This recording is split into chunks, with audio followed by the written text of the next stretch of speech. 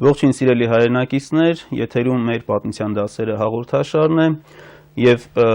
վերջին մեր հաղորդումների ընթացքում մենք արդեն առիթներ ենք ունեցել հատուկ անդրադարձեր կատարելու մեր ժողովրդի առանձին հատվածներին եւ մեր հայրենիքի առանձին հատվածներին, որոնք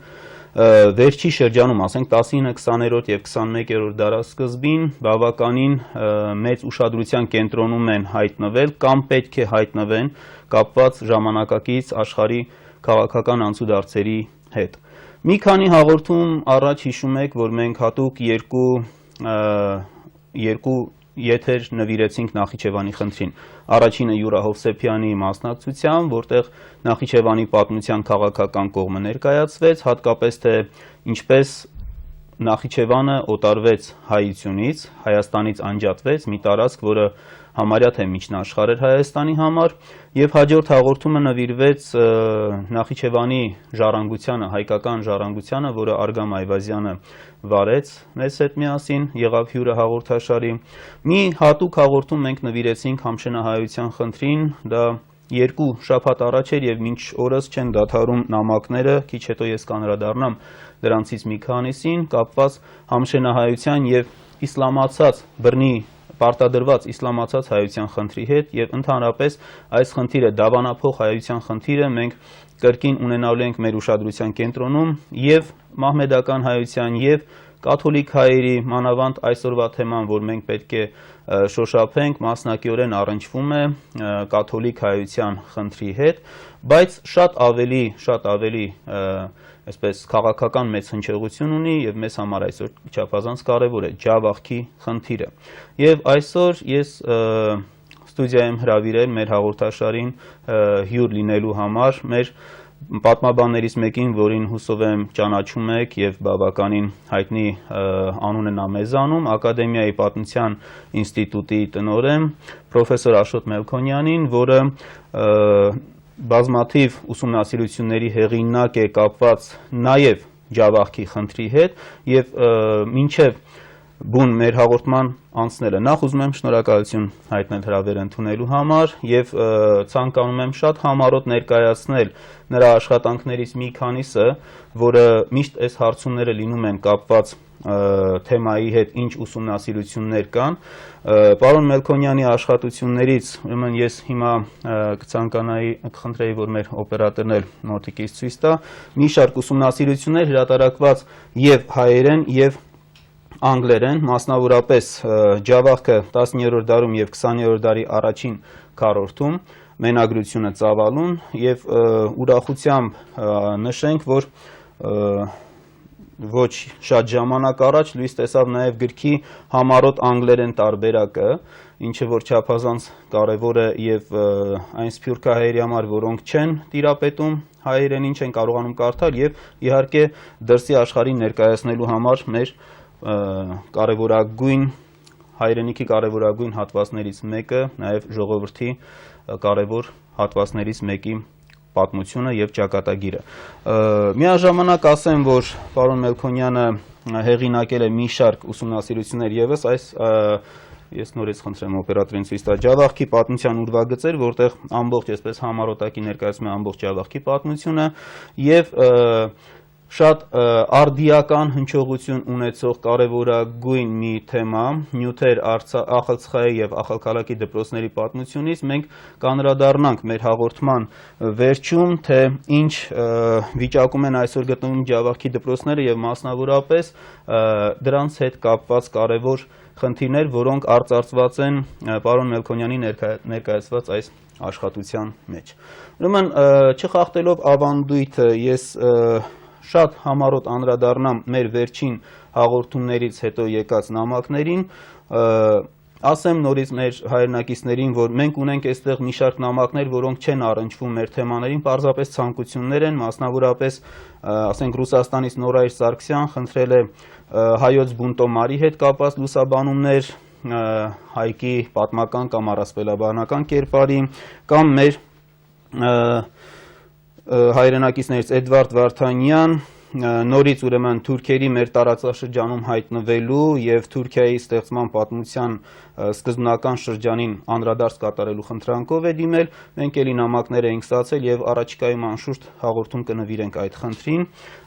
թուրքական էթնիկական տարի հայտնվելը մեր տարածաշրջանում, որը 11-րդ դարում նոր այսպես զգացնել տվեց իրեն։ Մի շարք նամակներ մենք ստացել ենք կապված համշենահայության խնդրի հետ արդեն ասացի, մասնավորապես Ֆրանսիայից հրաչ ազգանունը չի ներկայացրել եւ հետաքրքիր խնդրի վրա է ուշադրություն դարձնում, որ առաջարկում է կազմակերպել համշենահայության հարցերի շուրջ միջոցառումների շարք, որտեղ հատկապես շեշտադրումը կկատարվի հայալեզու եւ մշակութային այսպես խնդրի վրա եւ օրինակ է բերում, որ ներկայիս Եվրոպայում էլ կելտական մշակույթ, կելտական ծագում ունեցող ժողովուրդների մեջ համախմբման միտում է նկատվում, ընդ որում դրանք տարբեր մշակույթների կրողներ են, բայց ծագումնաբանությունը կարծես թե այսօրվա Եվրոպայում շատ ընդգծվում է, նշելով, որ դա եւ Ֆրանսիայում է նկատելի, եւ Իռլանդիայում, Ուելսում եւ այլուր։ Մենք անդրադարձ կատարեցինք համշենահայությանը նվիրված գիտաժողովի, որին իդեպ կարևոր մասնակցություն ունեցել էր նաև մեր Ակադեմիայի պատմության ինստիտուտը, որի տնօրենն է այսօր մեր հյուրը, եւ ներկայացրեցինք նաև հրատարակված հայերեն, թուրքերեն եւ ռուսերեն համշեն եւ համշենահայություն ժողովածուն, եւ այդ ուղղությամբ անշուշտ մենք պետք է շարունակենք միջոցառումները։ Մեկ ուրիշ նամակագիր Թեհրանից Արմոնդ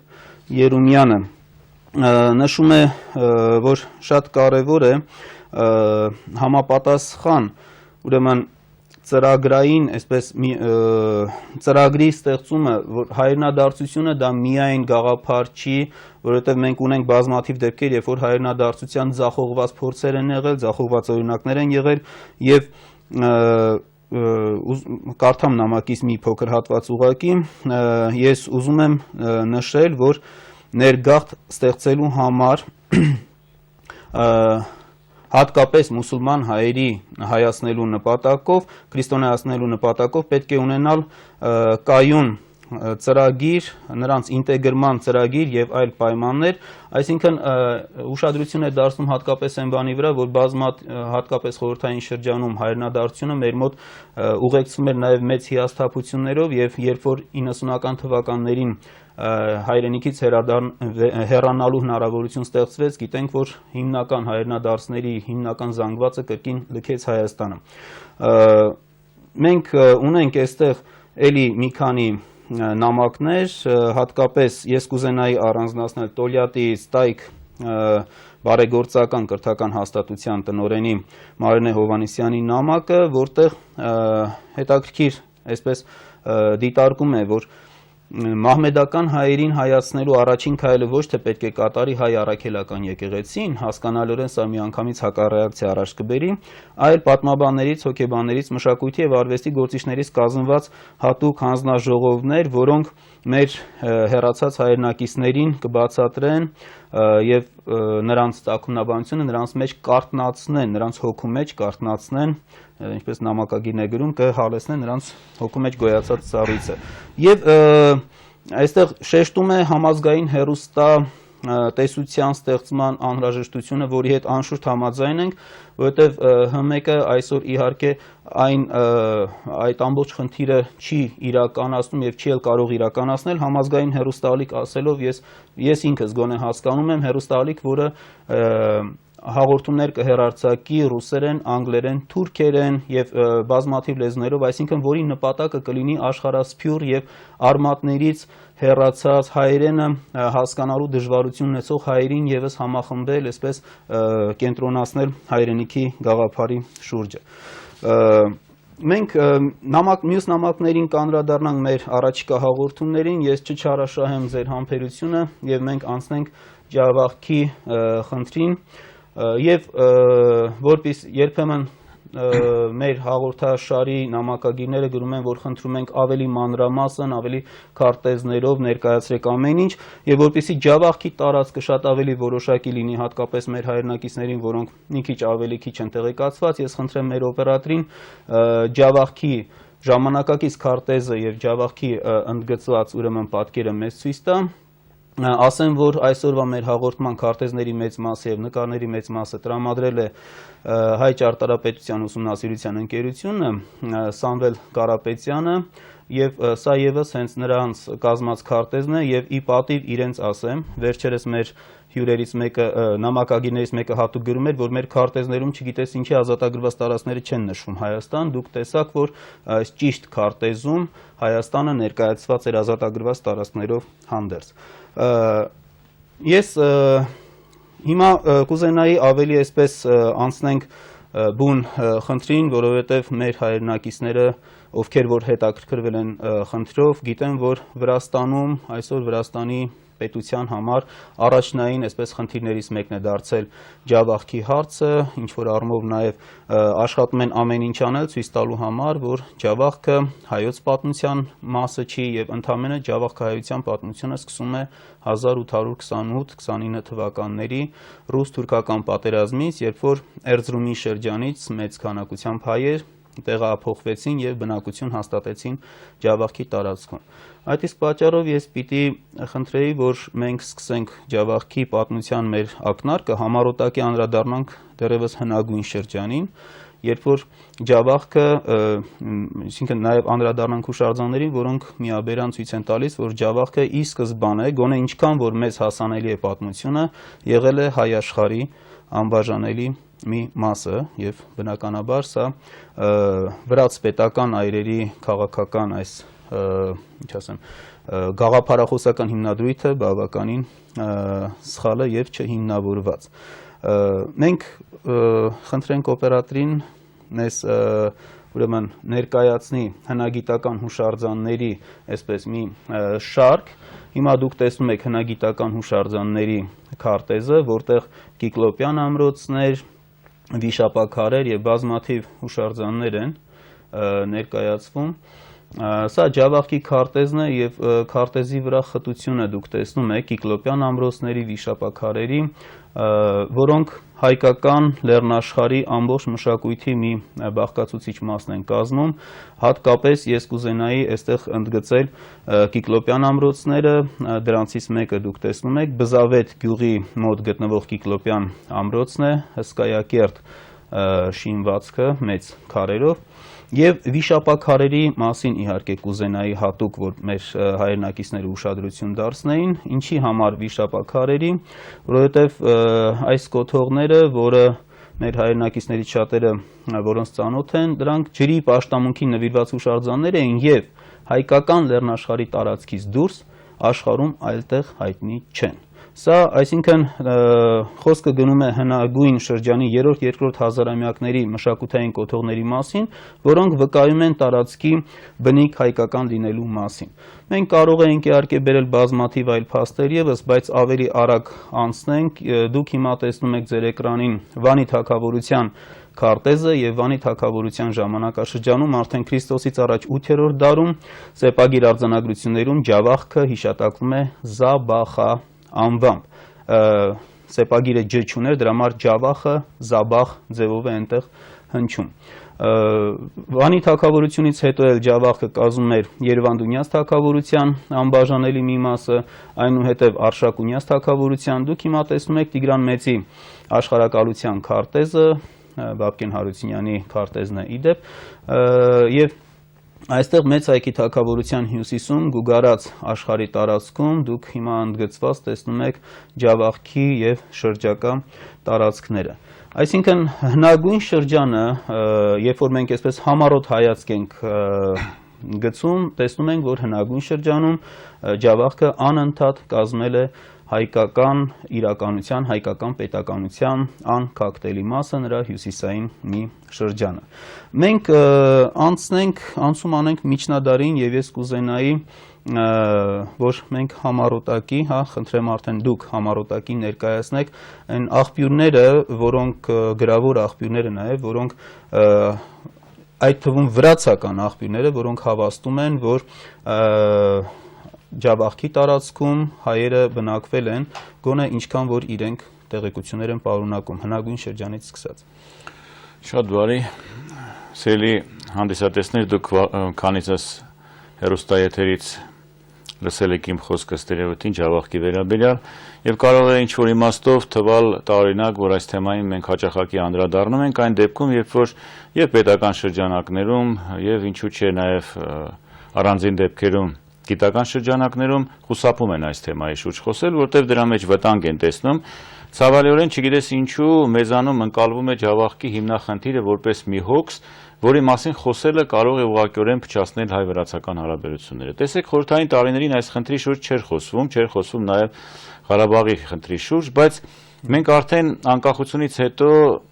ազատորեն խոսում ենք այս խնդրի շուրջ եւ ընդհանուր մինչեւ ես ինձ իրավունք եմ վերապահել մի քանի անգամ գիտաժողովներում Վրաստանում, հենց Թիֆլիսում, Թբիլիսիում, նույնիսկ իրենց խորհրդարանում 2000 թվականին, 2005 թվականին իրենց Վրաստանի մտավորականների Ռուսթավերի միության հատուկ հրավերով ես դասախոսություն եմ կարդացել Ջավախքի թեմայով եւ պատկերացրեք թվում էր թե սվիններով պիտի ընդունեն իմ տեսակետները Ջավախքի վերաբերյալ, որտեղ դրանք հայեցակարգային առումով արմատապես տարբերվում են վրացական մոտեցումներից։ Եվ պատկերացրեք արդեն վրացական պատմագրությունը, ինչու՞ չէ նաև քաղաքական շրջանակները կարծես հաշտվել են այն մտքի հետ, որ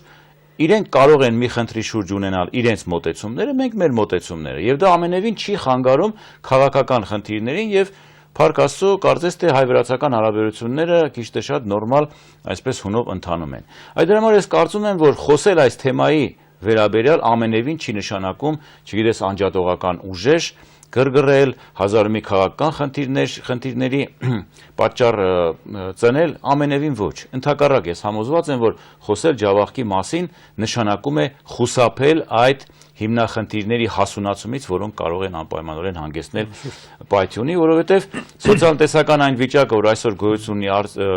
Ջավախքում, կարող է մի օր աճել, ինչու՞ չէ նաև քաղաքական խնդրի, որը որ անշուշտ անցանկալի է, եւ դրա համար այս թեմայի գոնե գիտական արծարծումները խիստ կարևոր են եւ ես շատ ուրախ կլինեի, որ հայ-վրացական այդ երկխոսությունը, որ երկչոտ ձևով համենայն դեպս տեղի է ունենում գիտնականների հետ,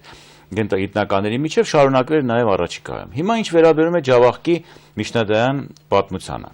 Արդեն դուք ասացիք, որ Ջավախքը կազմում է մեծ հայքի թագավորության հյուսիսային գուգարք աշխարհի 9 գավառներից 8-րդը, որը հստակորեն նշվում է վաղ միջնադարյան հայ պատմիչների մոտ եւ անշուշտ առավել խորությամբ նաև աշխարհացույցում։ Զաբախայի մասին արդեն ասվեց, որը հնդեվրոպական ծագում ունեցող տերմին է եւ բնականաբար չէր կարող այն քարտվելական որևէ հենք ունենալ, իսկ ինչ վերաբերում է Ջավախքի էթնիկ նկարագրին, այս մասին առաջին հիշատակությունները վերաբերում են հենց վրաց պատմագրության առաջին երկերին, մասնավորապես Քարտլից Խովրեբայի առաջին մասը կազմող Լեոնտի Մռովելի Քարտլիի տարեգրությունը հատվածին, որտեղ շատ հետաքրքրական պատմություն է բերվում Ջավախքի քրիստոնեացման վերաբերյալ։ Այն բանից հետո, երբ որ Տրթատը քրիստոնեական դարձի է բերում հայությանը, դրանից հետո Միրյան թագավորը վրաց դիմում է հայոց արքային եւ խնդրում քարոզիչներ ուղարկել եւ նույն քրիստոնեական դարձը իրականացնել նաեւ վրաց ժողովրդի հետ։ Եվ այդ հետաքրքիր հուշապատումներ, ինչպես Տրթատի հետ տեղ ունեցավ, խոզի կերպարանք ընդունելը, կամ ասենք Միրյան թագավորը ինչպես մոլորվեց անտառում, Աստված նրան հուշեց, որ ճանապարհացույց կտա, եթե նա քրիստոնեական դարձի գա եւ այլն, եւ որից հետո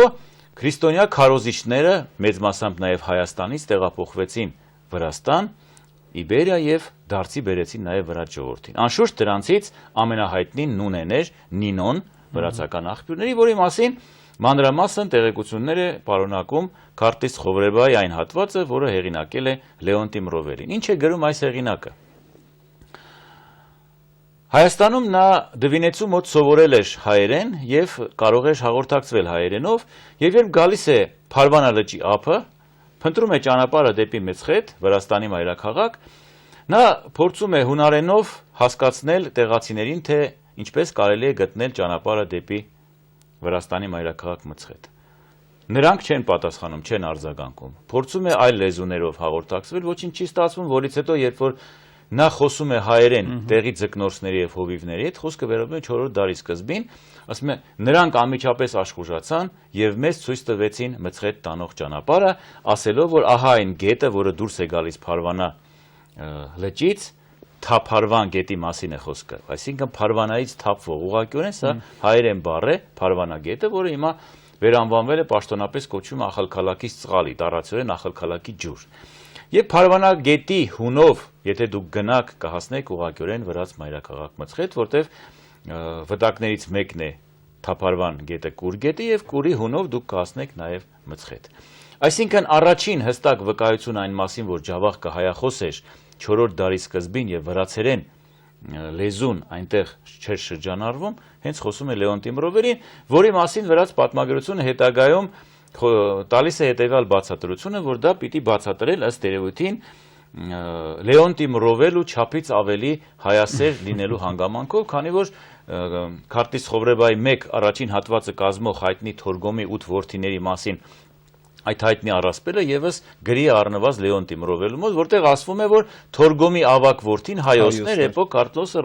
Ռանոսը, Եգրոսը, Կովկասոսը, եւ սա եւս որոշ ազգայնական շրջանակների Վրաստանում դուր չի եկել եւ նրանք փորձում են Լեոնտի Մռովելուն վերագրել հայասիրություն, որը որ իհարկե հիմնավորված չէ։ Որից հետո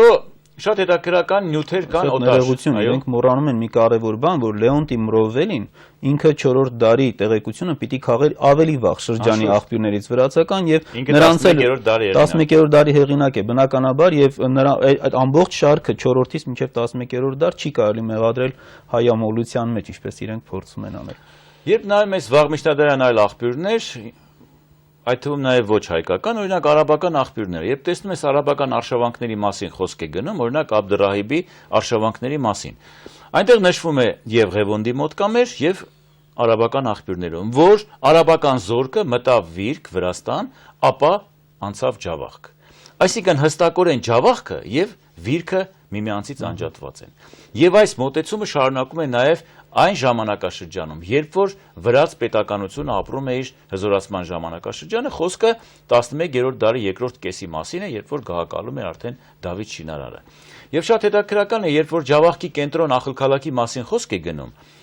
հիմնականում վրացիները շեշտադրում են այն հանգամանքի վրա, որ Ախալքալաքի վրացերեն բառը, որ նշանակում է նոր քաղաք։ Բայց ամբողջ խնդիրն այն է, որ նախապես այն չի կոչվել Ախալքալաք։ 10-11-րդ դարերում, երբ սկսվել է նրա շինարարությունը, օրինակ ասենք Վարդան Բարձրբերդցու մոտ նշված է նոր քաղաք, որ Վիրք Ախալ քաղաք ասեն։ Ասում են նոր քաղաք, որտեղ քալակ բառը դա վրացերեն չէ, նույն քաղաք բառն է։ Եվ անշուշտ Ախալ բառը, որ ասում են նոր քաղաք, որ Վիրք Ախալ քաղաք ասեն։ Այսինքն հայկական այս քաղաքը վրացիները այսպես են կոչել եւ ամենևին վրացական պետականության շրջանակներում հայտնվելու հանգամանքը հյուսիսային Հայաստանի չի ենթադրում այդ տարածքի վրացականություն։ Ինչու՞։ Որտեղ ամբողջ հյուսիսային Հայաստանը հետագայում նաեւ հայ-վրացական համատեղ զորքերի Զաքարյանների շրջանում այդ տարածաշրջանի սելջուկներից ազատագրելուց հետո ստեղծվեց Զաքարյան իշխանապետությունը եւ բնականաբար այդ ամբողջ հյուսիսային, ինչու՞ չէ նաեւ կենտրոնական Հայաստանը ընդհուպ մինչեւ հարավային Հայաստան, մինչեւ Խլաթ վրացական պետության ենթակայության ներքո էր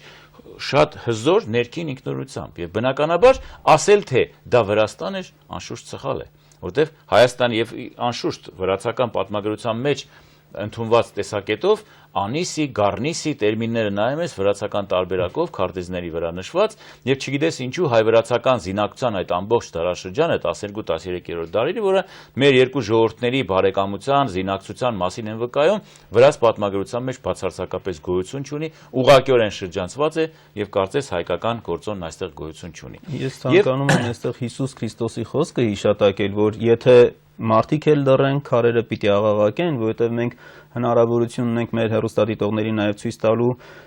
Ջավախքի տարածքի այն հուշարձանները, որոնք կանգնեցվել են միջնադարում եւ դրանք կրում են հայերեն արձանագրություններ, ընդ որում Ջավախքի հուշարձանների ճնշող մեծամասնությունը հայկական է, մի մասն էլ, իդեպ մի մասն էլ, որոնք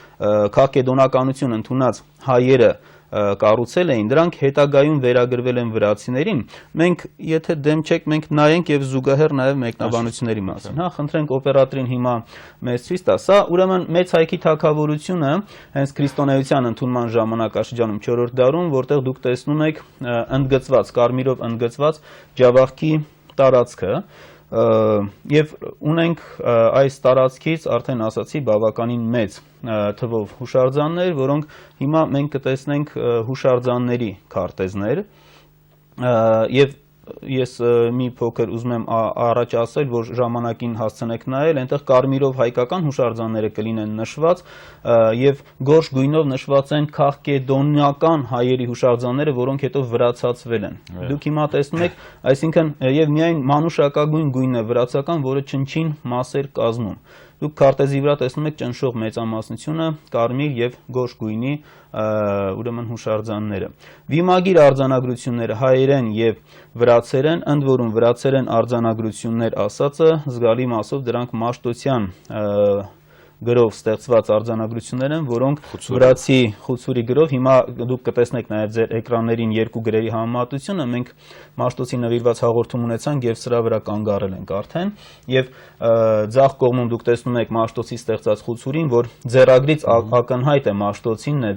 եւ միայն աջ կողմում մխեդրուլին վրացական այբուբենը։ Նրա հայելատիպ տարբերակն է։ Այո։ Տառերի մեկ մասը ուղղակիորեն որտեվ Չիմանալով վրացերեն, բնականաբար մաշտոցը չէր կարող ուղղակիորեն ստեղծել այդ գրերը, բայց քանի որ նա նշանագրերն է ստեղծել, դրանք ստեղծել ուղղակիորեն առանձին դեպքերում նաև հայելատիպ տարբերակով մեր հայերենի օրինակով։ Որ շատ ակնհայտ է։ Սա խաչքարերի քարտեզն էր, դուք որ տեսաք, եւ հիմա մենք կտեսնենք Ջավախքի տարածքի հայկական մշակութային հուշարձանների մի ամբողջ շարք, Թմկաբերդը, որ բոլորից շատ հայտնի է Թումանյանի Թմկաբերդի առումը պոեմից, Զաքարյանների նստավայրն է Ջավախքում։ Բավական հզոր եւ շքեղ ամրոց։ Հիմա դուք կտեսնեք մեկ ուրիշ ամրոց Ախալքալակի, ավելի ճիշտ նոր քաղաքի բերդը։ Այստեղ երկու տեսարան կտեսնեք, մեկը ընդհանուր մի տեսարան է ձմեռով արված եւ մյուսը հիմա քիչ հետո կտեսնեք Արևելքից է նկարված։ Ահա։ Թափարվան գետի ձախ ափից։ Հաջորդ կադրը, որ հիմա դուք կտեսնեք, դա կլինի ուրեմն Ախալքալակի բերդի մի հատվածը, ավելի այսպես, սա իհարկե արդեն ուրիշ եղանակի գարնանը նկարված նկարը, ավելի ամրոցի Բարիսպներ արևմուտքից արևմտյան շրջանը։ Մենք ունենք բազմաթիվ ամրաշինական կառույցներ Ջավախքի տարածքում, դրանցից եւս մեկը հիմա դուք կտեսնեք, Օրջա եւ Կորխ գյուղերի միջև գտնվող միջնադարյան դիտակետն է սա, այլի հայկական իշխանության ժամանակաշրջանի։ Ունենք բավական հետաքրքիր մի խումբ հուշարձանների, դրանք ժայռափոր եկեղեցիներն են,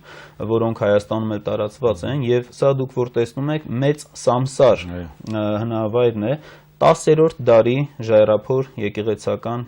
համալիր, հաջորդ կադրը եւս դուք կտեսնեք Մեծ Սամսարից, ընդ որում այս մշակութային ոճը եւս ձեռագիրը նույն Հայաստանի միջնատարածքում եղած ժայռափոր եկեղեցիների նույն ձեռագիրն է։ Եվ քանի որ այս հաղորդումը մենք որոշել ենք զուտ քաղաքական պատմությանը նվիրել, մենք հիմա քիչ կանդրադառնանք եկեղեցիներին, սա ուրեմն Ախալքալակի ճգնավոր եկեղեցին է, 13-րդ դարի կառույց է։ Թափարվանի աջ ափին է։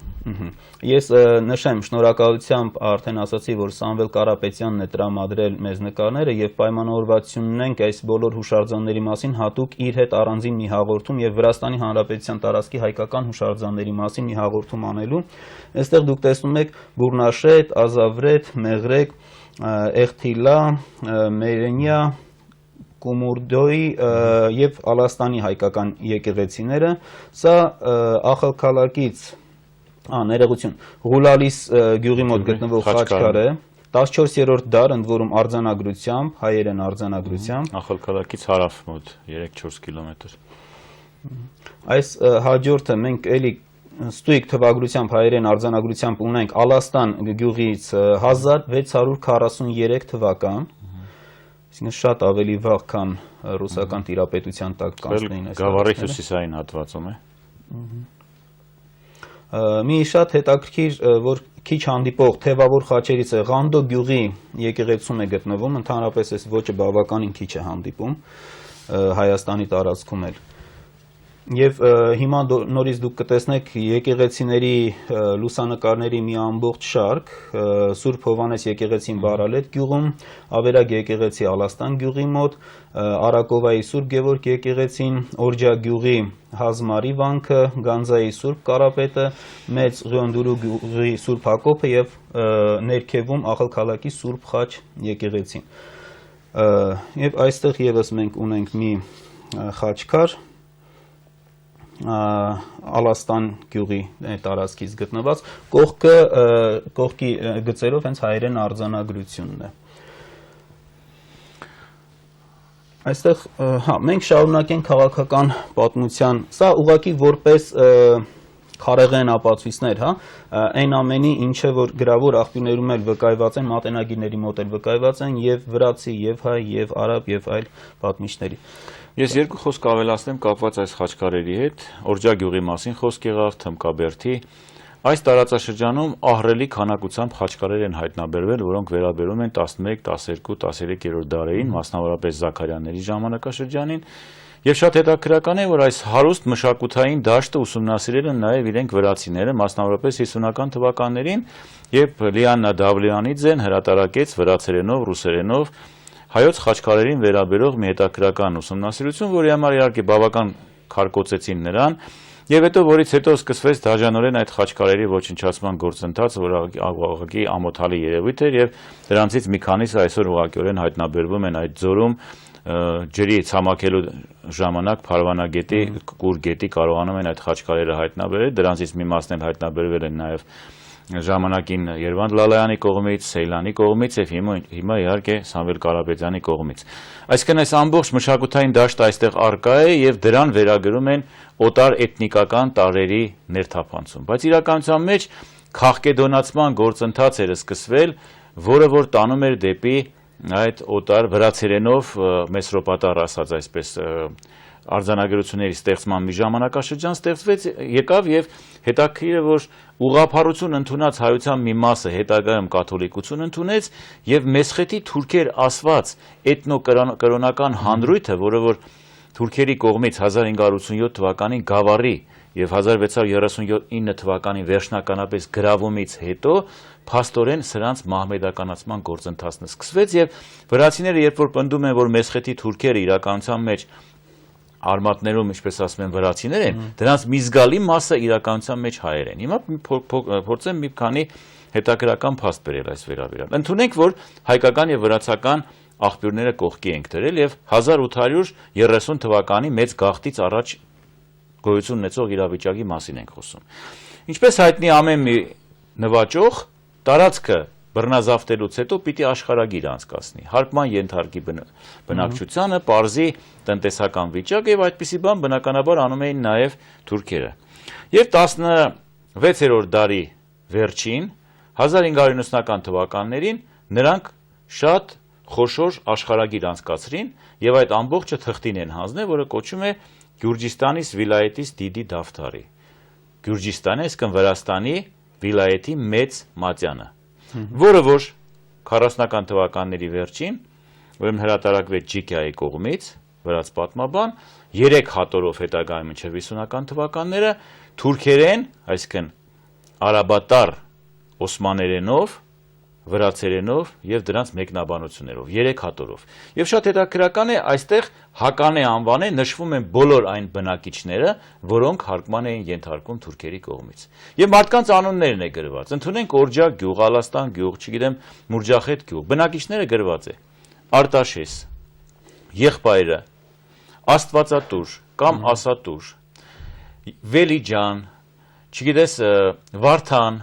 Գրիգոր, եւ շատ հետաքրքրական է, որ առանձին դեպքերում վրացերեն եւ արաբատար օսմաներենի տեքստի թարգմանության ժամանակ որոշ խմբագրումներ են կատարվել Ջիկիայի կողմից։ Օրինակ Գրիգորը շատ դեպքերում դարձել է Գրիգոլ, այսինքն վրացական տարբերակով, երբ որ նայում ես արաբատար տարբերակը, տեսնում ես, որ մարդը Գրիգոր է, բայց դարձել է եւ աստվածատուրների մեծ մասը դարձել են Աստուր, Ասատուր, թեև Ասատուրը գիտենք Աստվածատուրի մեկ տարբերակն է։ Եվ շատ հետաքրքրական է, որ գրեթե բոլոր գյուղերում առկա է հայ բնակչությունը։ Եվ կան անուններ, որտեղ տեսնում ես հատուկենտ մահմեդական անուններ կան, վրացական անուն գրեթե չկա, բացակայում է հիմնականում։ Կան առանձին գյուղեր, բայց գյուղերի մեծ մասը, օրինակ Մեծ Կարձախ, Փոքր Կարձախ գյուղերում ահռելի քանակությամբ հայություն կա եւ բացարձակապես ուրիշ բնակչության մասին այստեղ խոսք լինել չի կարող։ Հետագայում արդեն Սվանիձեն հրատարակեց 17-րդ դարի մեկ այլ Չլդրի վիլայեթի դավթարը, որտեղ տեսնում ես էթնիկական տեղաշարժ, էթնոկրոնական։ Այսինքն հայությունը նորից առկա է, դրա կողքին տարօրինակ մահմեդականացած անուններ են ի հայտ եկել, այսինքն քրիստոնեական անունը մի փոքր ձևափոխվել է եւ կողքին կա մահմեդական անուններ եւ կաթոլիկների մի զգալի մասը եւ քաղաքեդոնականների արդեն հակված են դեպի վրաց իրականությունը, որտեւ վրացական պետականությունը քիչ թե շատ դեռ շարունակում է հյուսիսում պահպանել, նրա ազդեցությունը կար, վրաց եկեղեցին համեմատաբար դեռ ազդեցություն պահպանում էր եւ քաղաքեդոնականացման process-ը հեռացնում էր հայությանը իր արմատներից, տանում դեպի կաթոլիկացում, դեպի ուղղափառացում, վրացացում։ Զարմանալի գործընթաց էր տեղի ունենում։ Դրան մի բան էլ էր, չէ՞, նպաստում մեր եկեղեցին ընդհանրապես դուռը փակելու ավանդույթ է ունեցել, այսինքն եթե կաթոլիկացար, այլևս հետ չէին վերցնում եւ կաթոլիկներին ֆրանկ եւ նման այսպես ամբողջ ախալցխայի պատմությունը 18-րդ դարում վկայում է այդ մասին։ Եվ նայում ես Ղուկաս Ինճիճյանի մոտ 19-րդ դարի սկզբին դեռ հայություն առկա է եւ Ախալքալաքում 600 ընտանիք, Ախալքալակ քաղաքում, Ախալցխայում եւ նշում է, որ սրանց մեկ մասը քաղաքեդոնական է, մեկ մասը կաթոլիկներ են եւ զարմանալիորեն այս մասին մոռանում են վրաց մեր գոլեգաները եւ խոսում են 1830 թվականի մասին։ Հիմա ի՞նչն է խնդիրը։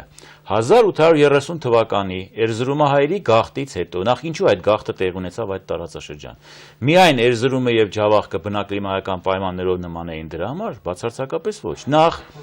Ախալքալաքի թեմը, ենթաթեմը, վիճակը, ինչպես մեր գրափարյան աղբյուրներում են նշվում, ենթարկվում էր ուղղակիորեն Էրզրումին, Էրզրումի եպիսկոպոսությանը, որի եպիսկոպոսը առաջնորդը Կարապետ Բագրատունին էր, որին նվիրված մի աշխատանք կա Եղիշե Գեղամյանի խմբագրությամբ, որ ես վերահրատարակել եմ եւ գրել եմ մեր օպերատորին խնդրենք։ Կարապետ Բագրատունին հրաշալի գիտեր Ջավախքի Ախալցխայի իրականությունը եւ հենց այդ նկատառումով իր թեմի մեկ հատվածը ընտրեց այսպես ներգաղթի երկրորդ հատված, երկրորդ վայր։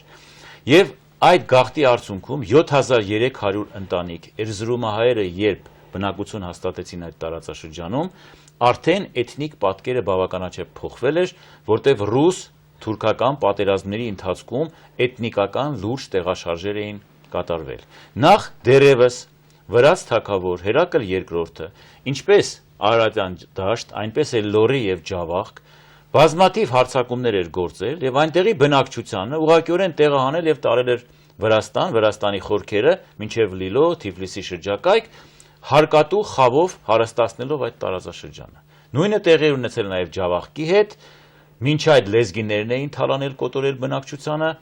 այնուհետև Հերակլ II եկավ, Ասպինձայի ճակատամարտից հետո մասնավորապես 70-ական թվականներին եւ հետո ռուս-թուրքական պատերազմների ժամանակ ցավոք սրտի այդ մասին չի խոսվել, բայց պիտի ասվի, ռուսական զորքերը դաժանորեն վարվեցին նաև տեղի քրիստոնյա բնակչության նկատմամբ եւ ինչու՞ չէ զգալի թվով հայեր ոչնչացվեցին եւ երբ որ նույն Պասկևիչը գրավեց Ախալցխան, հրկիզեց այն։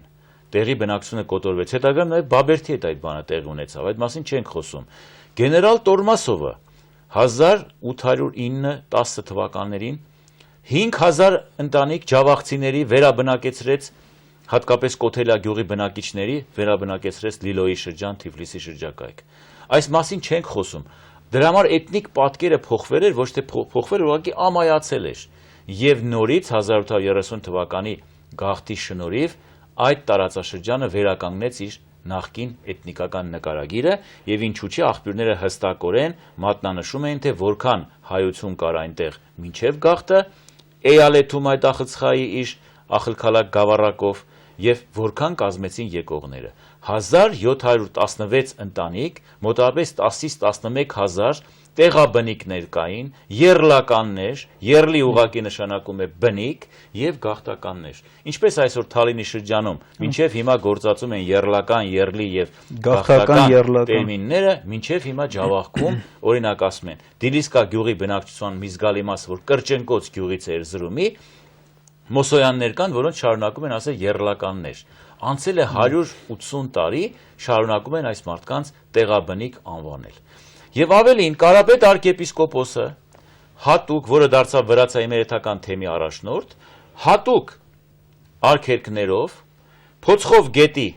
աջ ափին ստեղծված նոր պլան քաղաք Ախալցխայի արգելեց հարաբերվել ձախ ափին գտնվող Բերդի հին հայերի հետ։ հետաքրքիր բան էր, էրզրումահայերը շատ ավանդապաշտեն մի տեսակ եւ ոչ մի կերպ չէին ուզում նույնիսկ հարաբերվեին տեղացիների հետ եւ իրենց նկարագիրը տարածաշրջանային ուզում էին պահպանել։ Պատկերացնում եք, որ Կոմս Ռոզենը միայն խառնվեց այս գործին, որ թույլ տվեց ամուսնություններ իրականացնել տեղաբնիկ հայերի եւ եկվորների միջև։ Այնպես որ խոսել այստեղ այն մասին, թե Ջավախքի հայեցի պատմության մասին կարելի է լավագույն դեպքում խոսել միայն 1830 թվականից հետո, մեղմ ասած գիտական բարեխղճության ոչ մի շրջանակի մեջ չի տեղավորվում։ Պետք է ունենալ համարձակություն եւ ասել, որ սա այսպես է։ Մենք չենք ասում վրացական բնակչություն չի եղել այնտեղ, եղել է, Հյուսիսային Հայաստանում չի եղել է, բայց դոմինանտ չի եղել այդ բնակչությունը։ Բայց դա այսօր ենթադրում է սեպարատիզմ ջավախցիների կողմից, ամենևին ոչ։ Ռուսական տիրապետության ժամանակաշրջանի մասին երբ խոսք է գնում, վրաց պատմագրությունը մատնանշում է, որ ռուսական ժողովրդագրական քաղաքականության արդյունքում այդ տարածաշրջանը տարեց տարի հայացվեց։ Ամբողջ հարցն այն է, որ 1830 թվականից մինչև 1914-ը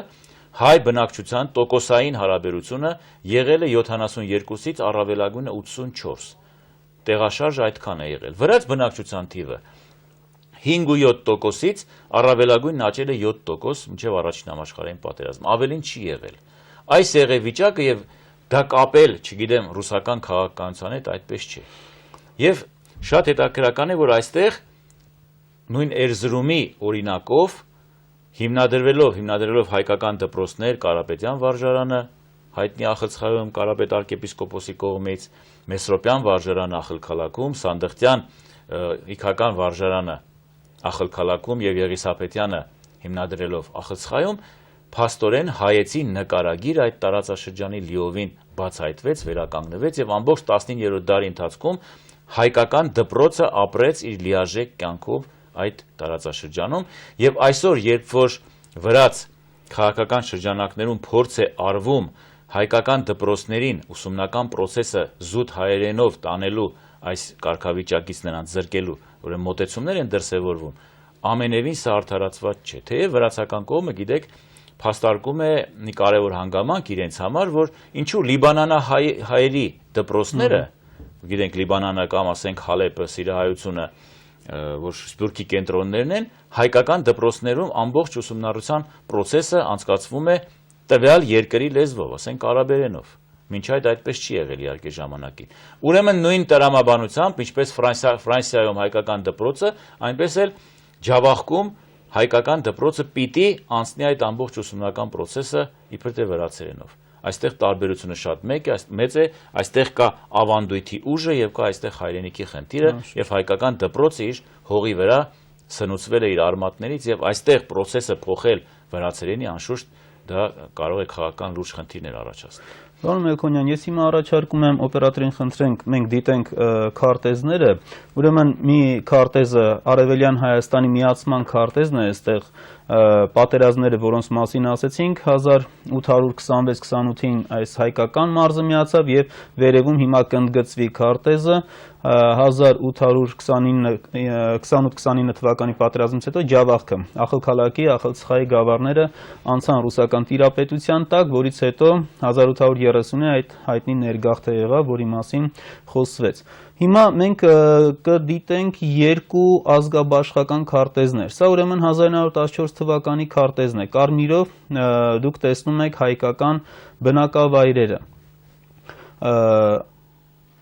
Այնուհետև մենք տեսնում ենք գերակշիռ բնակչությունը հայկականը եւ մի ազգաբաշխական քարտեզ եւս հիմա կտեսնենք արդեն 1987 թվականի մենք միանգամից այսպես շատ առաջ ենք գուցե գալիս, բայց այնուամենայնիվ տեսնում ենք, որ այստեղ արանքում պակասել էր թուրքական տարը, հայկականը նորից շարունակում է, հաստատ ինչպես ասացիք 72-84% հայ ազգաբնակչություն եւ Ես պիտի խնդրեի, որ մենք, այսինքն ձեզ խնդրեի համառոտ ներկայացնեիք Ջավախքի Վրաստանի կազմի մեջ անցնելու այս դրվագը 18-21 թվականների եւ խոսեինք ժամանակակից խնդիրների մասին։ Հիմա դուք տեսնում եք Ջավախքի եւ հարակից շրջանների ժամանակակից քարտեզը Վրաստանի վարչական բաժանումներով Եվ մի վերջին քարտեզ եւս հիմա կերևա էկրանին, որ ամենասկզբում էլ երևաց, դա ժամանակակից քարտեզն է Ջավախքի ուրեմն ընդգծումով։ Խոսենք ուրեմն 18-21 թվականներ եւ այսօրվա իրականությունը, որովհետեւ չափազանց կարեւոր է սա մեր համար։ Ռուսական կայսրությունը փլուզվեց փաստորեն 1917 թվականի վերջից եւ 18 թվականին, երբ որ Անդրկովկասյան Սեյմ գոյություն ուներ, 3 ժողովուրդներից ներկայացվող այսպես Սեյմը որպես դաշնային իշխանության մարմին, մայիսի 26-ին Սեյմի վրացական պատվիրակությունը հանդես եկավ հայտարարությամբ, որ Վրաստանը անկախանում է եւ հայտարարում է լուծարման մասին Սեյմի։ Եվ ամսի 27-ին ադրբեջանցիները, 28-ին Թիֆլիսի ազգային խորհուրդը հայտարարեց իրեն որպես հայկական բոլոր գավառների գերագույն եւ միակ իշխանություն։ Դա 39 ամսի հրապարակվեց։ Ինչու էր այդպես այդ հռչակագիրը անկախության։ Ինչու ոչ կոնկրետ տարածաշրջանը նշելով, թե հայկական բոլոր գավառները որոնք, որտեղ կար Ջավախքի խնդիրը, կար Արցախի խնդիրը, կար Նախճիվանի խնդիրը, կար Արևմտյան Հայաստանի խնդիրը։ Այսինքն հայկական բոլոր գավառներ ասվածը շատ անորոշ էր, որպեսզի հենց ի սկզբանե խնդիրներ չծագեին հարևանների միջև։ Բայց քանի որ 18 թվականի մայիս ամսին տեղի էր ունեցել թուրքական ներխուժումը տարածաշրջան, ամբողջ Շիրակը զավթված էր թուրքերի կողմից, Ջավախքը նույնպես գրավվեց եւ հայությունը արտագաղթեց դեպի Բաքուրյան եւ դեպի Ծալկա։ Եվ այս պայմաններում սարսափելի իհարկե երևույթներ տեղի ունեցան, գեներալ Արգևանիձեն փակեց հայերի ճանապարհը դեպի Բաքուրյան, Բաքուրյանից դեպի Բորժոմ եւ այդ հայությունը հայտնվեց բաց երկնքի տակ, 6 ամիս մնաց Բաքուրյանի անտառներում, զգալի թվով կորուստներ ունեցավ հայությունը, այն հատվածը, որ տեղափոխվել էր Բաքուրյան, կոտորվեց, իսկ Ծալկա բնակություն հաստատած հայության մի զգալի մասը փրկվեց, մանավանդ որ Սաթխա գյուղում տեղի ունեցան հզոր մարտեր, այդ մասին Արծուշ Սանոսյանը առանձին աշխատություն է գրել։ Իսկ ամբողջ 1918 թվականի մինչև վերջը Ջավախքը մնաց զավթված թուրքերի կողմից, մինչև Մուդրոսի զինադադարի ուժով թուրքական զորքը սկսեց այնտեղից դուրս գալ եւ թուրքերը խորամանկ ձևով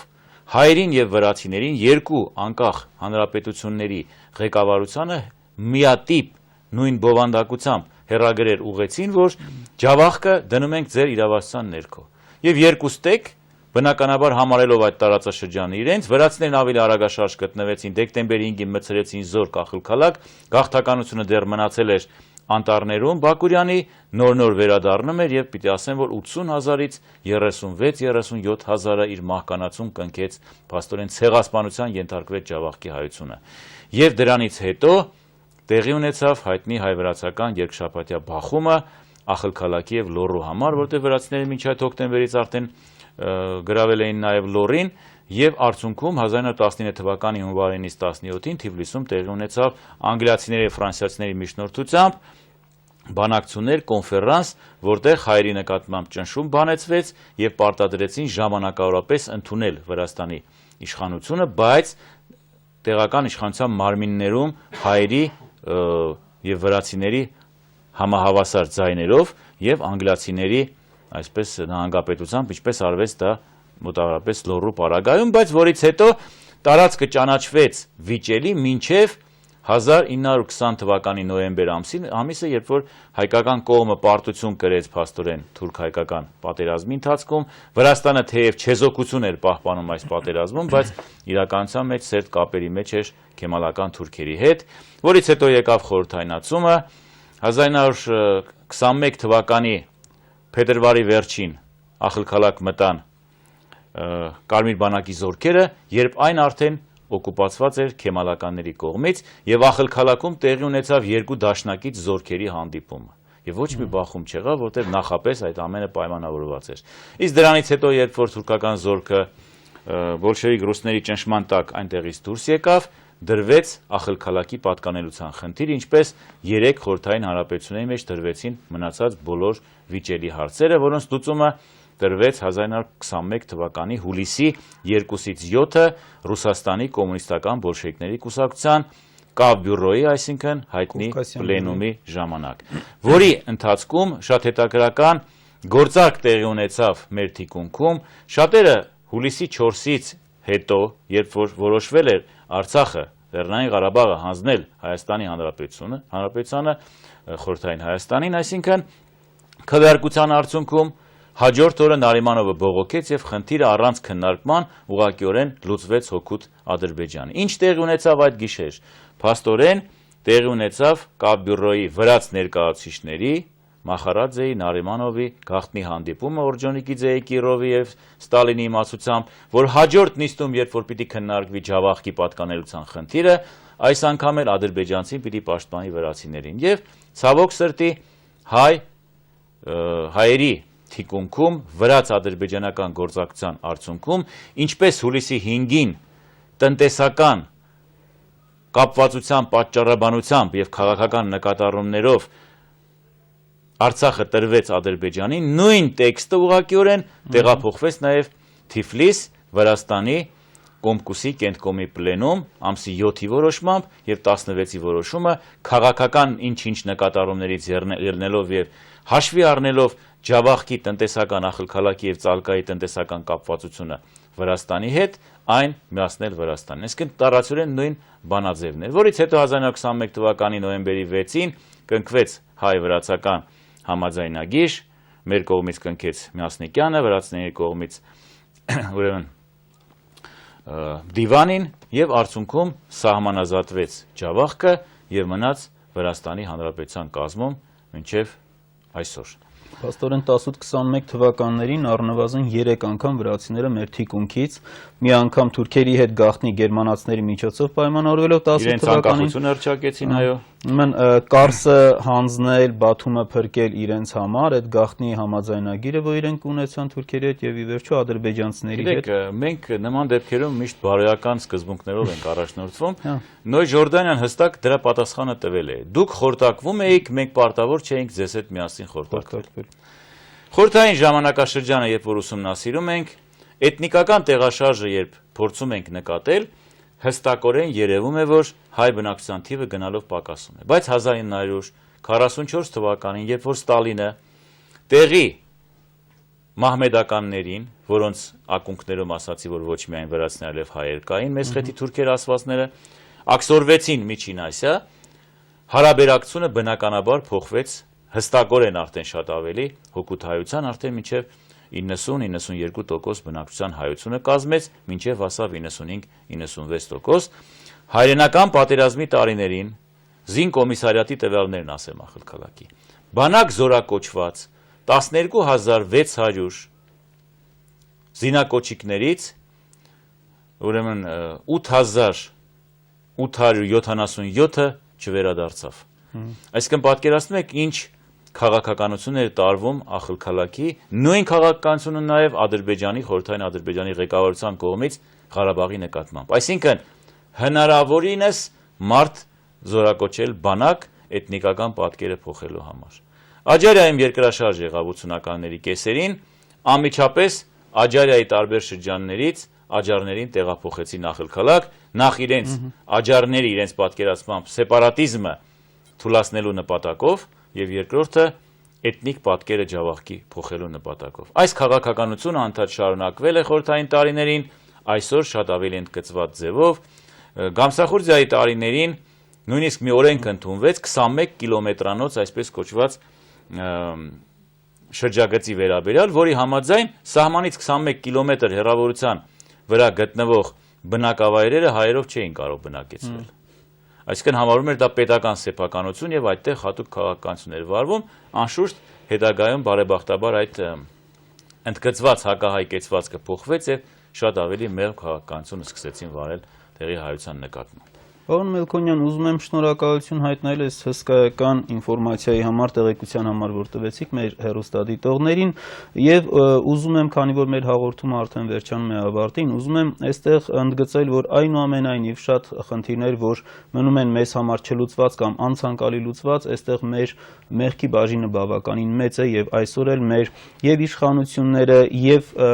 Սփյուռքի քաղաքական կառույցները պատշաճ ուշադրություն չեն դարձնում բազմաթիվ խնդիրների, որոնց պետք է Ես մի հետաքրքիր բան ասեմ, սա նաև մեր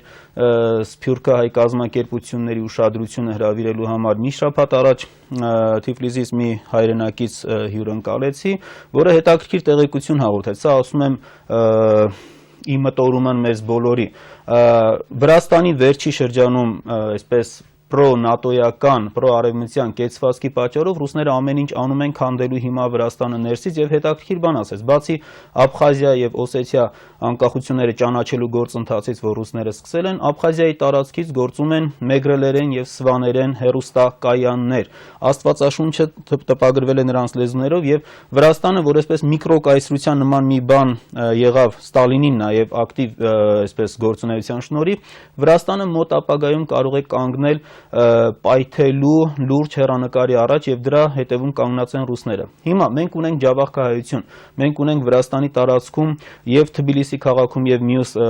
շրջաններում զգալի թվով հայություն։ Ինչ պետք է լինի մեր կեցվածքը, մեր դիրքորոշումը։ Մենք մտածենք այս մասին եւ մտածենք մեր ազգի բոլոր կառույցներով։ Իսկ ես այսօր ուզում եմ շնորհակալություն հայտնել պարոն Մելքոնյանին հյուրընկալվելու համար եւ շատ կարևոր հաղորդման մասնակցելու եւ մեր հաջորդ հաղորդումը, քանի որ արդեն ընկնում է ապրիլի 24-ի մոտ շաբաթը, նվիրված կլինի բնականաբար ցեղասպանության խնդիրներին։ Շնորհակալություն պարոն Մելքոնյան, իսկ մենք փորձենք շարունակել մեր գործը եւ բարին բոլորիս հետ։